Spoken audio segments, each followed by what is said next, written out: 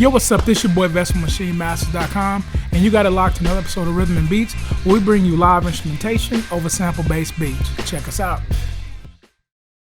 Okay, so for my first sample, I used the Earthfire 122 BPM from the Soul Circuit Volume 3, which was made by me.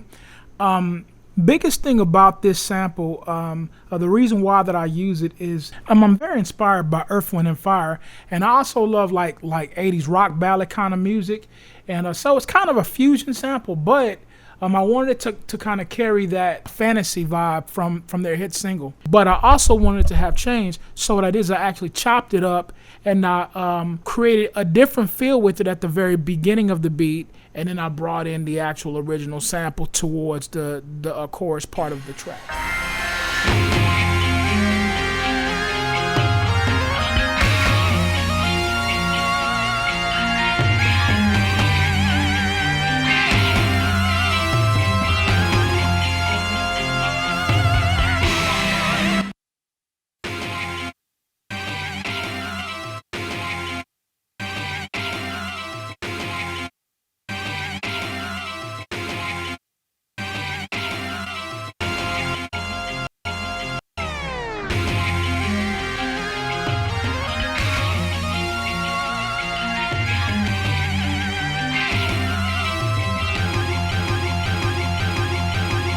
Okay, so for my next sample, I used the Kenny Vocal Kit, Voice of Reason. I used Stem 7, and man, I really like this kit in general. This particular sample was just perfect. It just fit like a glove. What I want to do is I want to walk you through my process as far as how I approach this particular vocal sample. I wanted this sample to kind of stick out. I wanted to carry the aggression that I wanted within the track itself. So what I used is I used a guitar rig, and I used the preset area where I went to styles and then metal, and then I used the Big Monster preset. Now, of course, if you don't have guitar rig, you can use whichever guitar distortion effect that you have.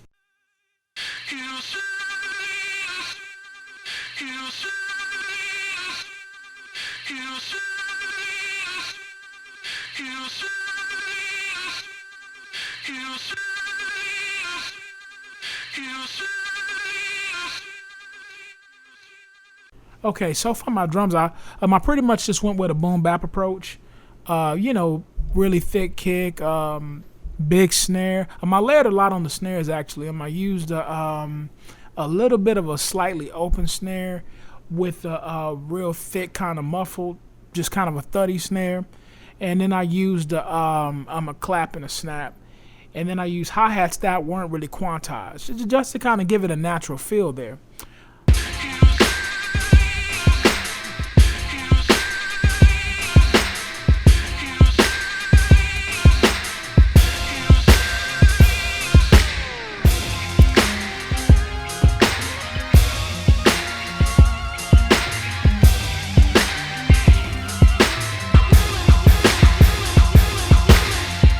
Okay, also too, I want to offer a real quick tip. If you guys are ever interested in doing tape stop effect, all you got to do is just go to Command, right click on the actual audio file itself, go down to Process, go to Pitch Shift, make sure that the range is at 16 semitones. You want to also choose Envelope. You want to make sure that time correction is not checked. And after that, you can choose your curve or whatever. And after that, you want to hit Preview to hear it, or you can actually go ahead and process it.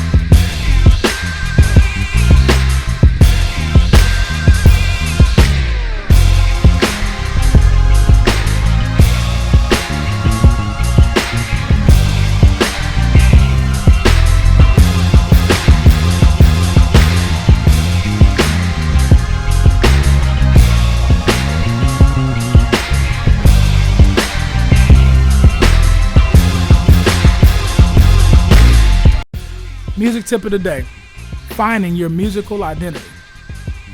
Everybody has traits, like what makes you who you are. Well, the same thing goes musically.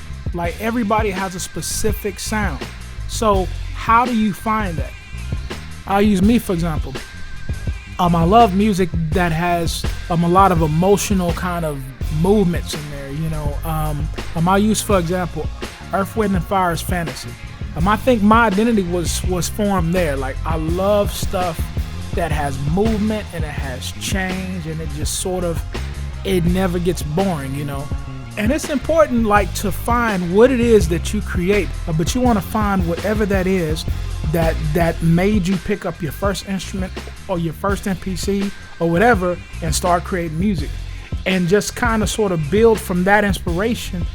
Now, I'm not saying that all your tracks gotta sound alike, but I am saying that your music needs to have your imprint. Now, that will obviously grow as you grow as a producer. Different sounds, different influences, but you always want to have your root sound. What I mean is, what would people call you for? What would they recognize you for? If there was one type of music that you could make right now, what would that be? And creating from that place, and then grow your sound, you know, off of that. Well, that's pretty much it. Make sure that you follow me right here. And don't forget to subscribe to MachineMasters.com for great kits and great tutorials. Keep creating. Peace.